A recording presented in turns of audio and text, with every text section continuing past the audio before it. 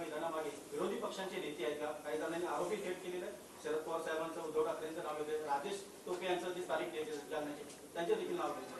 खरं म्हणजे मनोज जरांगे पाटील एक मराठा समाजासाठी एक प्रामाणिक भावना मनामध्ये ठेवून या लढ्यामध्ये उतरल्या अशी आमची पूर्ण भावना होती आणि त्याप्रमाणे मग जस्टिस शिंदे कमिटी आम्ही केली. आतापर्यंत कुणबी प्रमाणपत्र मिळत नव्हतं, ते देण्याचं काम सुरू झालं. मग त्याच्यामध्ये त्यांची मागणी आली सरसकट द्या. त्याच्यानंतर मागणी आली सगळ्या मराठवाड्यात पुरती मर्यादित होती, त्यानंतर अख्ख्या राज्यामध्ये व्याप्ती वाढवा, ती आम्ही वाढवली. त्यानंतर सगळे सोयऱ्याची मागणी आली, त्याच्यावर नोटिफिकेशन काढलं, त्याच्यावर हरकती आलेल्या आहेत, त्या अद्याप त्याच्यावर प्रक्रिया सुरू आहे. त्यानंतर ओबीसी मधून द्या, अशा प्रकारच्या मागण्या वेगवेगळ्या वेळोवेळी बदलत गेल्या. आणि खरं म्हणजे आता मी स्वतः मुख्यमंत्री म्हणून त्यांना भेटायला जालना या ठिकाणी गेलो. कधी किती आतापर्यंत किती आंदोलनं झाली, 56 मोर्चे झाले मुंबईमध्ये. ज्यावेळेस देवेंद्रजी मुख्यमंत्री होते 56 आंदोलन मोर्चे झाले, शांततेत झाले. अगदी कायदा कोणी हातात घेतला नाही, सगळ्यांनी त्याची वाहवा केली. मराठा समाजाचे 56 मोर्चे झाल्यानंतर कुठल्याही समाजाला त्रास झाला नाही. परंतु यावेळेस काय झालं, यावेळेस कुठे आग लावली, कुठे काय केलं, दगडफेक झाली, कुठे काय, हे सगळं मराठा समाज हा संयमी आहे. मराठा समाजाने शिस्तीने आंदोलनं केलेली आहेत, परंतु त्याला गालबोट लावण्याचं काम जे कोणी लोक करतायत यापासून देखील मराठा समाजाने सावध राहिलं पाहिजे तरुणांनी, हे माझी सूचना आहे. आणि त्यामध्ये जरांगे पाटील मनोज जरांगे पाटील जेव्हापर्यंत या ठिकाणी लोकांसाठी काही प्रामाणिक भावना आहे अशा प्रकारचं त्याची भावना होती. सरकार त्याच्या बरोबर, मी जालनाला गेलो, नव्या मुंबईत गेलो आणि मुख्यमंत्री असताना मी कधीही इगो ठेवला नाही.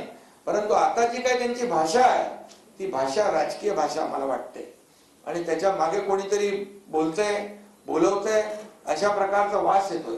आणि त्यामुळे यामध्ये कुठल्याही राजकारणाला बळी न पडता मराठा समाजाने आपल्याला सरकारने दिलेला निर्णय जो आहे हा सरकारने दिलेला निर्णय पूर्णपणे विचारांती निर्णय घेतलेला आहे.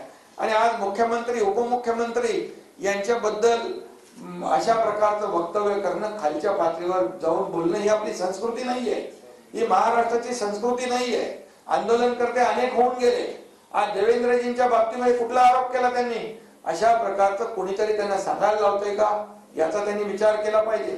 जर देवेंद्रजी मराठा समाजाच्या विरोधामध्ये असते तर त्यांनी मागच्या वेळेस जे आरक्षण दिलं, आम्ही सगळे एकत्र होतो, मराठा समाजाला आरक्षण मिळवून दिलं, त्यासाठी खूप मेहनत आम्ही घेतली.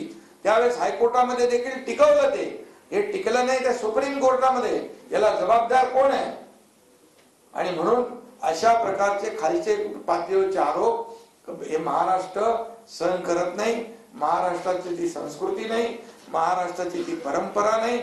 आता याच्यामधून एवढं सगळं केल्यानंतर, दिल्यानंतर त्यांना अपेक्षितच नव्हतं विरोधी पक्षाला एवढ्या लवकर मराठा आरक्षण मिळेल. अरे आम्ही डे नाईट काम केलं, 400 लोक 4 लाख लोक काम करत होते दिवस रात्र, आणि दिवस रात्र त्यांना अपेक्षितच नव्हतं मराठा आरक्षण 10% मिळेल. त्यांना वाटलं हे सगळं जाळत सगळं हे कायदा सुव्यवस्थेचा प्रश्न निर्माण होईल, समाजामध्ये तेढ निर्माण होईल, अशीच भावना होती त्यांची, मिटवण्याची भावना नव्हती. आणि म्हणून हे दिलं. त्याचबरोबर कुणबी प्रमाणपत्र मिळत आहे ते पण आपण सुरू केलं. मराठा समाजाला ओबीसी प्रमाणे सवलती मिळत आहे, हे आपण सरकारने सुरू केलं. काय सरकारने केलं नाही ते सांगा, तुम्ही तर केलं नाही. आणि जे सरकार करतंय त्याच्यामध्ये आडवे येत आहे. बिलकुल मी एवढंच सांगतो, या महाराष्ट्रातली जनता सुज्ञ आहे, तुम्हाला योग्य तुमची जागा दाखवेल. आणि मला एवढंच सांगायचं आहे, आंदोलनकर्त्यांनी कायदा हातात घेता येणार नाही. या कायद्यासमोर कोणी छोटा मोठा नाही, कायद्यासमोर सर्व समान आहे, याची जाणीव प्रत्येकाने ठेवली पाहिजे. सरकार म्हणून, मुख्यमंत्री म्हणून मी कधी काही इगो ठेवला नाही. कशाला जायचं, कशासाठी जायचं, हजारो आंदोलनं झाली राज्यामध्ये, तेव्हा अशा प्रकारचं कधी कोणी वागलं नाही.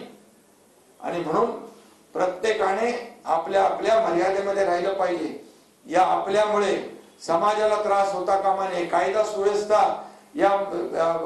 सुव्यवस्थेचा प्रश्न निर्माण होता कामा नये, याची दखल आणि नोंद प्रत्येकाने घेतली पाहिजे. आणि या सगळ्या मागे सरकार पूर्णपणे लक्ष ठेवून आहे आणि कुणाला वाटत असेल की सरकारला काही माहित नाही, परंतु सरकार गृह विभाग या बाबतीमध्ये पूर्णपणे लक्ष ठेवून आहे. मी पुन्हा एकदा सांगतो, या राज्यातली कायदा सुव्यवस्था बिघडवण्यासाठी जे कोणी जबाबदार असतील त्यांना बिलकुल सरकार पाठीशी नाही, माफ करणार नाही.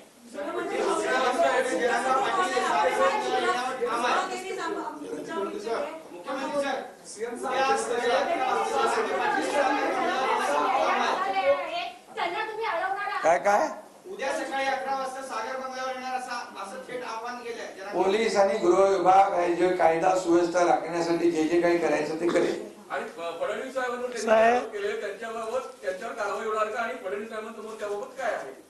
सर, अजून त्याला जोडून एक प्रश्न आहे मला.